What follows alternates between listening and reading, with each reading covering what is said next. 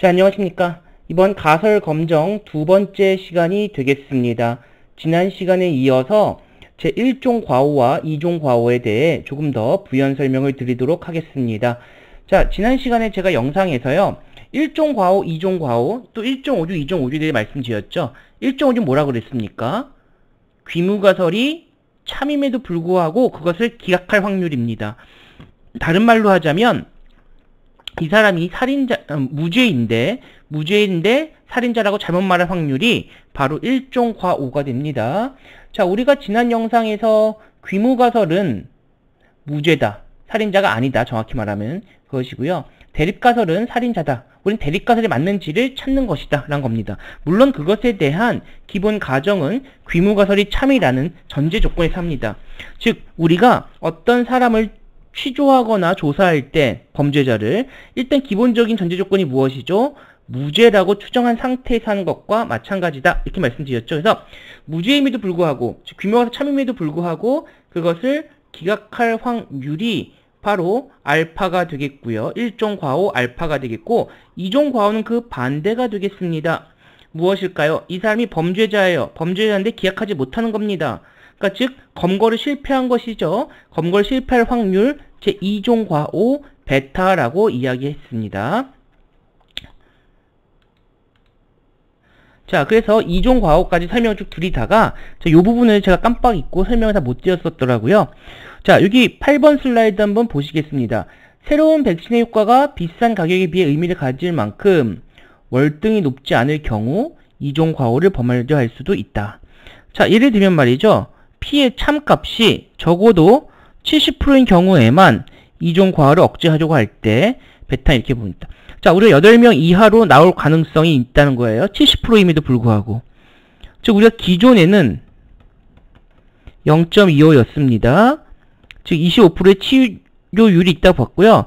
대립가설은 그보다 큰데 우리가 이것은 기본적으로 한 70% 정도는 됐어야 된다. 그러니까 70%일 때 8명 이하로, 즉 20명 중 8명 이하로 치료가 될 확률은 얼마큼 되겠느냐는 거예요. 그러니까 실제 이 약이 70%의 치료율을 보이고 있지만 8명 이하, 즉 40% 이하로 될 가능성을 보자 이거죠. 자, 이것 또한 마찬가지입니다. 0부터 8까지 가겠고 요게 바이노미얼 NP, N이 20, P가 0.7일 때의 누적 이항 분포표를 볼 수 있다고 말씀드렸습니다. 우리 교재의 부록 1, 어펜딕스 1에 나타나 있고 그 조건에 맞는 것을 찾아본다면 0.0051, 퍼센트로 따지면 얼마죠? 0.51%예요. 즉 치료율이 70%일 때, 그러니까 모집단의 모비율이 70%라는 이야기죠. 근데 그것이 모비율의 70%일 때 실제로 8명 이하로 나타날 가능성은 한 0.51% 밖에 되지 않는다라는 것이에요. 0.51% 밖에 되지 않는다. 그러니까 굉장히 낮다는 이야기죠. 그렇다면 우리는 기약하지 않겠다. 이렇게 이야기할 수 있겠습니다. 자, 따라서 우린 P의 참값이 1에 가까워질수록 당연히 베타는 0으로 감소하게 되는 것을 알 수 있겠습니다.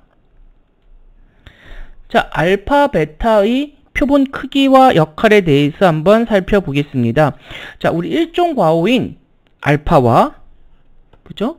2종 과오인 베타는 어떤 경향이 있냐면요. 불가분의 관계. 한쪽이 증가하면 한쪽이 감소하는 관계가 있습니다.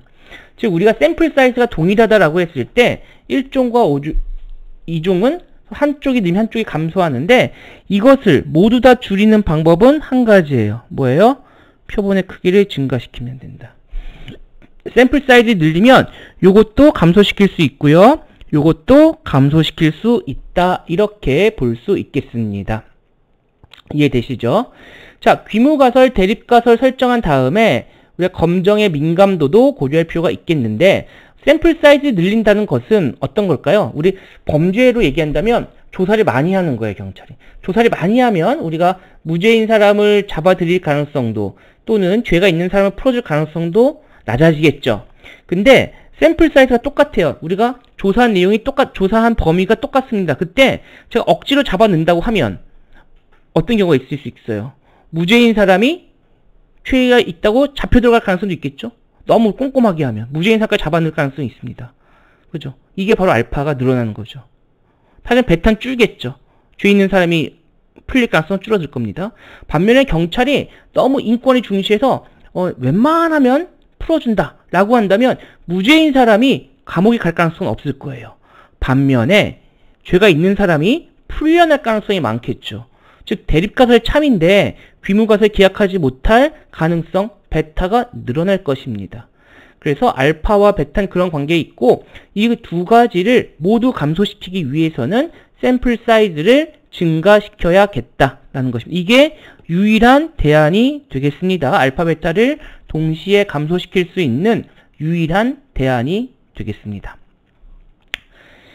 자, 그래서 우리는 일단 고정된 알파에 대해 귀무가설이 사실이 아닐 때, 즉 무죄가 아닐 때죠. 잘못되어 귀무가설 채택될 확률을 합리적으로 계산한다. 즉 귀무가설이 참이라고 저기 특정값 5%면 5%, 10%면 10%를 준 상태에서 베타를 결정을 하는 방식이 되겠습니다. 자, 제가 지난 영상에서 설명드렸는데 이렇게 이런 표현은 제가 쓰지 않을게요. 이거는 우리 교재에 이렇게 나와 있는데 HO 채택한다 보다 HO를 기약하지 못한다.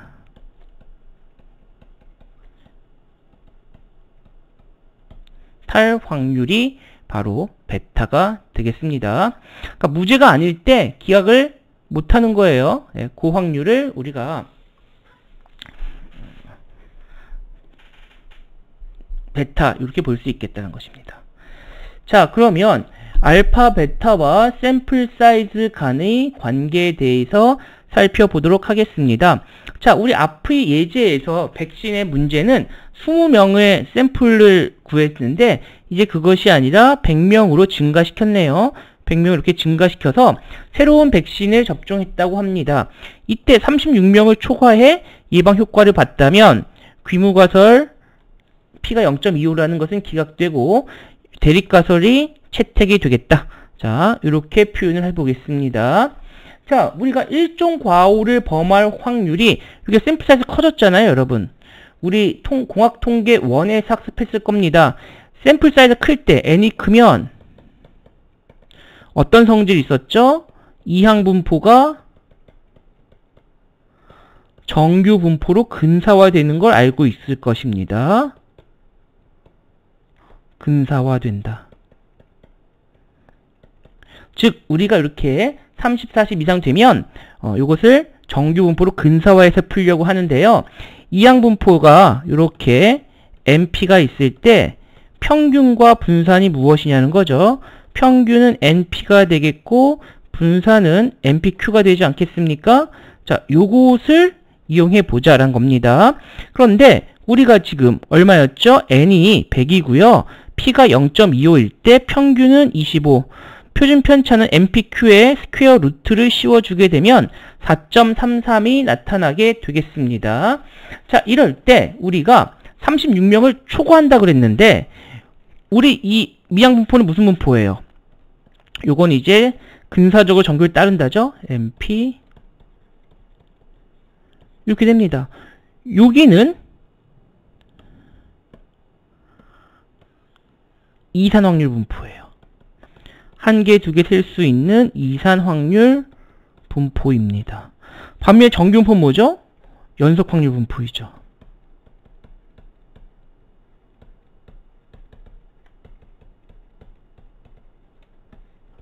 맞습니까? 그렇다면 36 초과 이렇게 됐을 때 우리가 연속일 때는 한 개, 두 개, 세 개 셀 수가 없잖아요. 그래서 이것을 표준화해서 36.5로 가운데 값을 놓고 하는 것이 일반적입니다.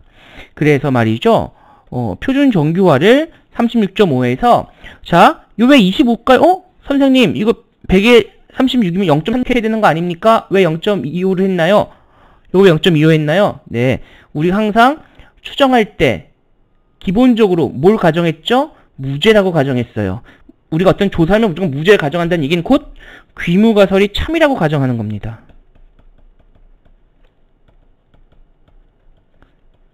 조사할 때 그 사람을 무죄 추정하듯이. 이해되시죠? 요거 계속 같이 이렇게 생각하시는 게 좋아요. 그러면 우리가 어떤 검정을 할 때는 항상 귀무가설이 참이라고 생각을 하고서 가설 검정하는 거니까 귀무가설이 참일 때의 평균과 분산입니다. 귀무가설이 참일 때의 평균과 분산.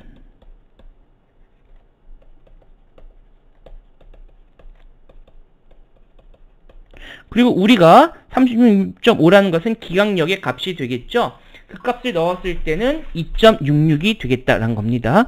그래서 실제로 말이에요. 이걸 구해도 돼요. 그런데 이걸 구한다는 얘기는 서메이션 36에서 100까지가 되겠죠? 이렇게 해서 구해도 되는데 그러면 이거 너무 분포표가 많잖아요. 그래서 그걸 안 구하고 Z가 2.66보다 크게 근사화해서 여기 나와 있는 이항 분포를 아까 저 위에 써놨죠? 표준 정규 분포로 근사화해서 문제를 풀게 된 것입니다. 그래서 2.66보다 큰 확률인데요. 요게 그것은 당연히 전체에서 요만큼을 빼도 되겠죠? 네, 그래서 요거 누적 분포일 겁니다. 연산을 해보면 1-0.9961 답은 0.0039 퍼센트 보면 약 0.39% 이렇게 유의 수준이 나타나게 될 것입니다. 자, 그러니까 아까 어땠죠? 지금은 샘플이 100일 때였죠? 그때 유의 수준이 0.39였고요. 아까 한번 예제 볼까요? 앞에 예제에서는요. 우리가 얼마였죠? 4.91%였어요. 그러니까 똑같이 4분의 1, 0.25를 가정했을 때 나올 가능성을 이야기하는데 아까는 유의 수준을 구해보면 샘플 사이즈가 20일 때는 4.1%였는데 반해서 지금 100일 때는 한 0.39%라고 볼 수 있겠습니다. 죄송합니다. 이거 좀 문제는 다르네요. 아까는 20분의 8이니까 저 확률 같은 줄 알았더니 좀 다르네요. 아까는 40%짜리고 이번에는 100명 중에 36이니까 네, 추정치 36% 조금 다르긴 합니다. 네. 어쨌든 우리가 오류가 확 줄어드는 것을 확인해 볼 수 있었습니다. 자, 만일 HO가 거짓이고요. 대립값을 참을 수도 있겠죠. 즉 실제로 유죄인 겁니다. 유죄. 그죠? 다른 말로 대립가설 참 이런 경우가 있을 수 있어요. 근데 그때 참값이 예를 들면 2분의 1, 50%라고 가정을 하고서 베타를 구해 보겠습니다. 자, 이제는 대립가설이 참이라고 생각을 해보고 참일 때 왜 그러냐면 우리가 이제 베타라는 것은 어쨌든 오류잖아요. 그죠? H1이 참인데 기각을 해야 되는데 하지 못할 확률이 있을 겁니다. 그랬을 땐 대립가설 참일 때의 확률을 먼저 구해보자는 거예요. 참일 때 확률. MPQ. 계산해 보니까 50과 5. 각각 표준 편차와 평균이 평균과 표준 편차가 50과 5로 나타나게 되겠고요. 자, 근데 말이죠. 여기 이렇게 50이 참인데 36보다 작게 될 확률을 구하는 거 아니겠습니까? 그래서 베타가 바로 이렇게 표현할 수 있는데 이것 또한 표준 정규 분포로 근사화해서 풀자란 겁니다. 자, 이때는 우리가 어쨌든 처음에 가정한 것이 무엇이냐를 봐야 돼요. 무엇이 참이냐는 거죠. 우리 아까 알파를 구할 때는 귀무가설이 참일 때를 가정하고 연산해 본 것이고 여기서는 대립가설이 참일 때를 가정한 것입니다. 왜? 대립가설 참일이 그냥 못할 확률을 구하려 하니까 참 가정. 근데 그 대립가설이 50%다. 그래서 연산해보면 마이너스 2.7보다 작을 확률이고 그것을 연산해보면 0.0035 이렇게 볼 수 있겠다. 자, 이 결과로부터요. 샘플 사이즈를 크게 했을 때 1종 과오, 2종 과오가 매우 작게 나타난다. 우린 표본 크기를 크게 하면 크게 할수록 작아진다는 걸 알 수 있었습니다. 샘플 사이즈 20인 것과 비교를 해보면 그것을 확연히 우리가 파악을 해볼 수 있겠습니다. 자, 혹시 학생들 학습하시면서 어려운 것 있으면 게시판에 글을 좀 남겨주시기 바랍니다. 자, 다음은 연속형 확률 변수의 예를 한번 살펴보겠습니다. 자, 지금은 이항분포와 이항분포를 주로 설명을 드리면서 정규분포를 근사화해서 풀었죠. 사실은 우리가 이항분포로 이 문제 가설검증할 할 경우는 거의 없습니다. 거의 없는데 여러분들께 그냥 좀 이해를 쉽게 하기 위해서 이산 확률 분포인 경우가 조금 더 다루기 쉬워서 제가 그것을 예로 문제를 푼 것 뿐입니다. 자, 우리 한번 보죠. 어떤 대학교 남학생 평균 체중이 68이라는 귀무가설과 아니라는 대립가설을 설정했다고 합니다. 그렇다면 귀무가설은 68이다. 대립가설은 그렇지 않다. 이렇게 보겠다는 것이죠. 자, 그런데 말이에요. 과연 68이 아닌 정도를 뭘로 해야 될까요? 사실 어느 대학생이면 우리 학교에가 12,000명이거든요. 한 6,000명이 모집단입니다. 우리 대학에. 남학생. 이 중에 한 100명 또는 50명 표본을 구했어요. 샘플을 구한 거예요. 그럼 과연 68이 아니라는 거는 67보다 작거나 69보다 크면 아니라고 할 수 있을까요? 정하기 나름이다라는 겁니다. 그래서 우리가 어떤 샘플링을 했을 때 67과 69 사이에 오면 귀무가설 기약할 수 없다. 귀무가설 기약 못한다는 것은 곧 68이란 걸 의미하는 건 아닙니다. 우리 학교 남학생의 몸무게가 68.7일 수도 있겠고요. 그쵸? 67.9일 수도 있고 67.1일 수도 있는 거예요. 이건 알 길이 없지만 어쨌든 68이 아니다라고 말할 수는 없다라는 것이죠. 이해되십니까? 자, 그렇다면 바로 요겁니다. 68의 중심을 본다면 69보다 크거나 67보다 작을 요 확률이 바로 뭐가 돼요? U의 수준이 되겠습니다. 사실 p-value와도 거의 같은 개념으로 보시면 되겠어요. 자, 그래서 우리가 샘플 사이즈가 36일 때 한번 보겠습니다. 샘플 36이고요. 표본 평균이 68, 표본의 표준 편차가 3.6이라고 주어져 있다고 하면, 자, 각각의 표준 편차에서 67 빼기 68, 69 빼기 68 연산을 해보면 되겠죠. 마이너스 1.67과 1.67 값이 각각 나왔습니다. 정규 분포는 여러분 다 아시다시피 대칭 분포가 되죠. 그래서 사실은 하나만 구해보시면 한쪽 확률만 구해보면 됩니다. 그래서 1종 과오를 범할 확률이 Z가 마이너스 1.67보다 작고 1.67보다 클 확률인데 결국 이것은 대칭이기 때문에 동일하겠죠. 2 곱하기 Z가 마이너스 1.67보다 작을 확률을 찾아보니 우리 통계 분포표에서 아마 0.0425쯤 되겠나요? 0.0425 곱하기 2 하면 0.95가 나타나게 될 것입니다.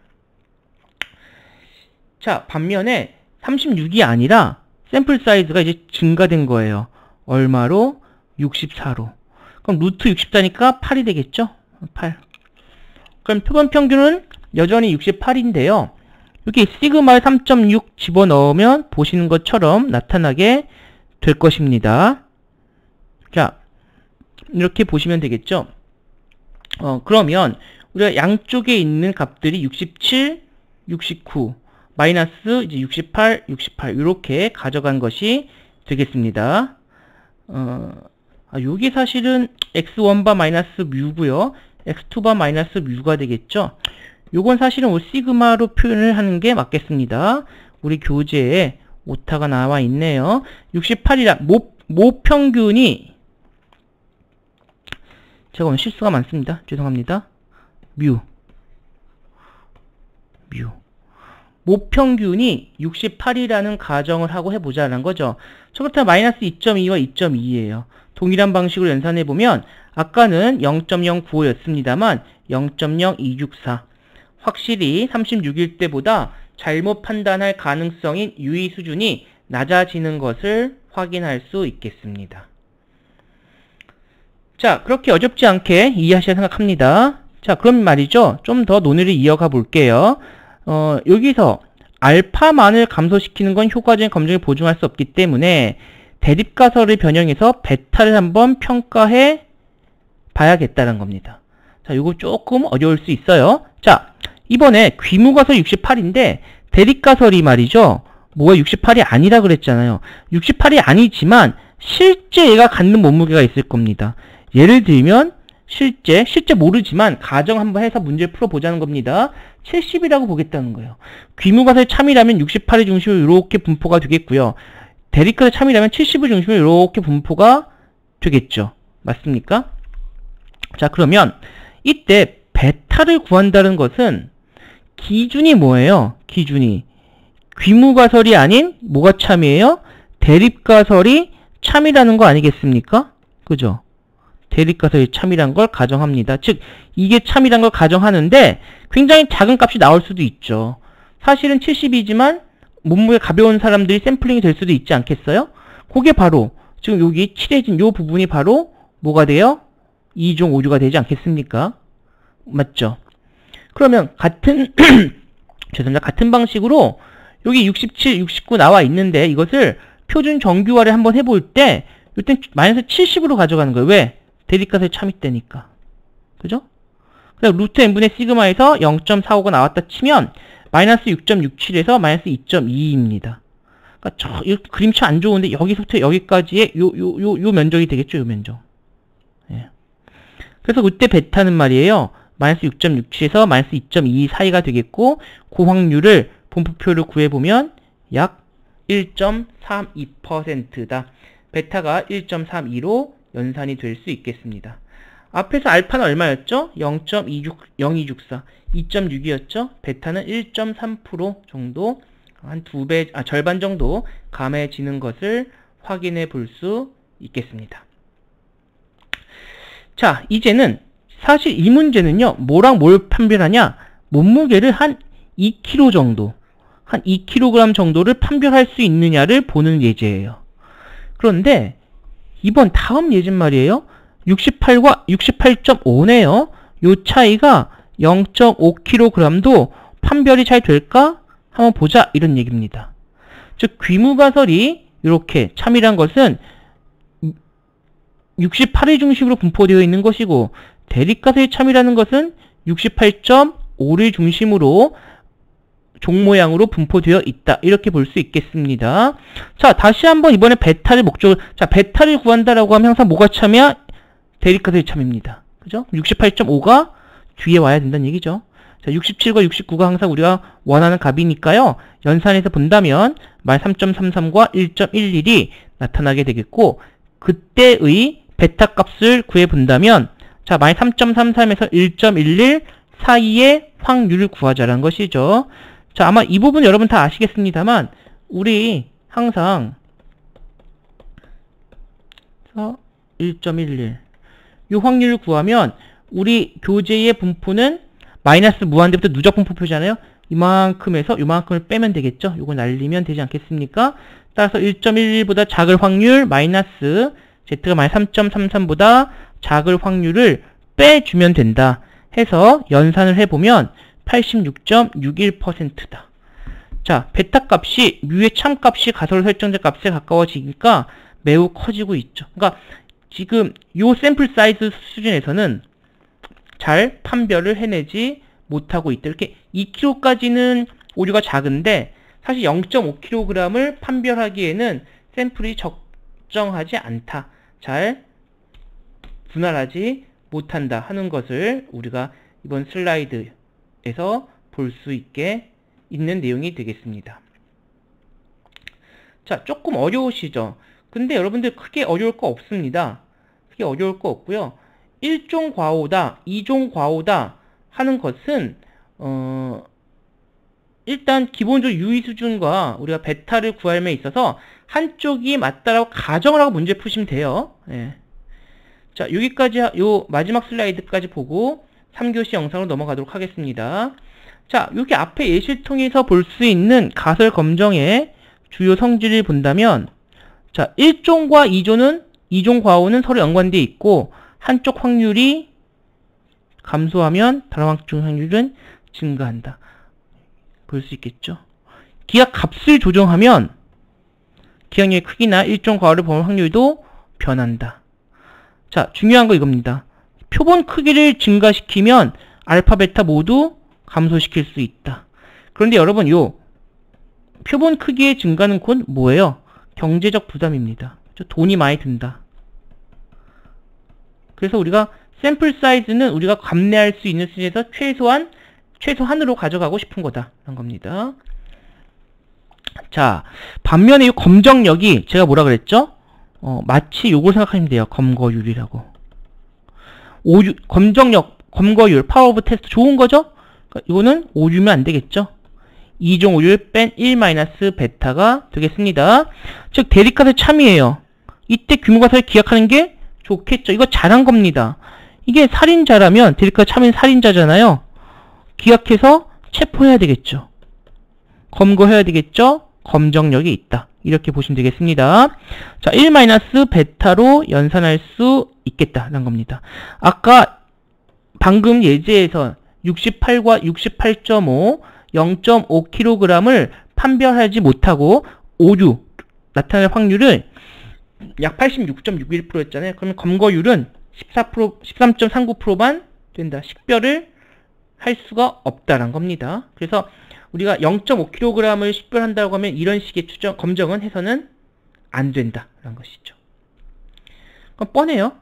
샘플 사이즈 증가시키거나 이거 너무 크잖아요. 알파를 증가시켜서 알파 증가는 곧 무슨 말이에요? 베타를 감소시킨다. 이렇게 표현할 수 있겠습니다. 자, 여러분들 뭐 조금 이게 익숙하지 않고 어려운 내용일 수도 있겠는데요.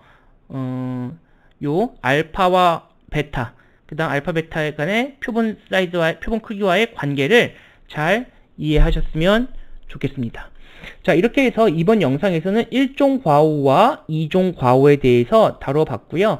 그리고 그것과 표본 크기의 관계를 학습하였습니다. 그럼 다음 영상에서 실질적으로 가설 검정을 할 때 양측 검정 또는 단측 검정 자체에 대해 어떻게 가져가는지, 그리고 귀무가설 대립값을 어떻게 선택하고 실질적인 평균 검정, 비율 검정, 분산 검정에 대해서 어떤 식으로 진행하는지 학습하도록 하겠습니다. 자, 그러면 다음 영상에서 다시 뵙겠습니다. 감사합니다.